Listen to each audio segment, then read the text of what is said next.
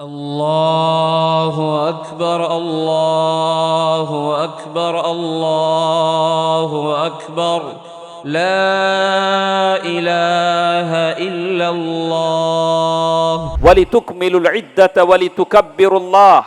اللہ کی تکبیر بیان کرو۔ ایک مسلمان کی زندگی میں یہی سب سے اہم بات ہوتی ہے کہ وہ اللہ تعالیٰ کو سب سے اعلیٰ و اجل سمجھے۔